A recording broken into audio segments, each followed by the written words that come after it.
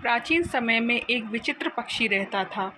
उसका धड़ एक ही था, परंतु सिर दो थे। नाम था उसका भारुंड। एक शरीर होने के बावजूद उसके सिरों में एकता नहीं थी और ना ही था तालमेल। वे एक दूसरे से बैर रखते थे। हर जीव सोचने समझने का काम दिमाग से करता है और दिमाग होता है सिर में। दो सिर होने के कारण भारुंड के दिमाग भी दो थे, जिनमें से एक पूरब जाने की सोचता था तो दूसरा पश्चिम फल या होता था कि टांगें एकदम पूरब की ओर चलती थीं, अगले कदम पश्चिम की ओर, और भारुंड स्वयं को वहीं खड़ा पाता था। भारुंड का जीवन बस दो सिरों के बीच रस्साकसी बनकर रह गया था।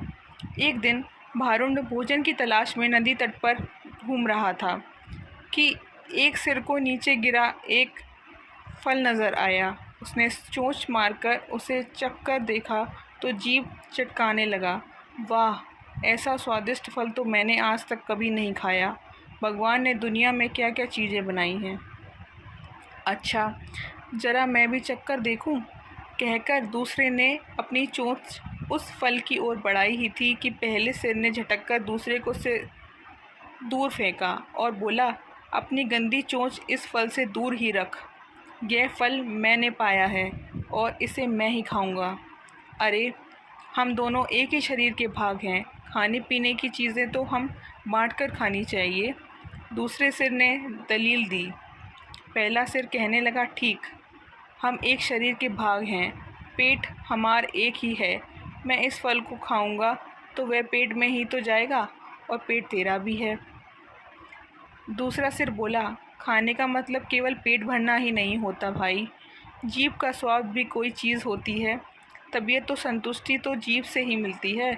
खाने का असली मज़ा तो मुंह में ही है। पहला सिर तुनकर चिढ़कर वाले स्वर में बोला, मैंने तेरी जीभ और खाने के मज़े का ठेका थोड़े ही ले रखा है।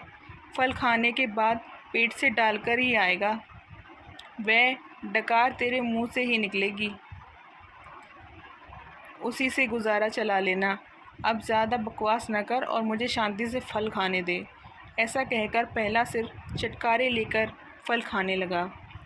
इस घटना के बाद दूसरे सिर ने बदला लेने की ठान ली और मौके की तलाश में रहने लगा।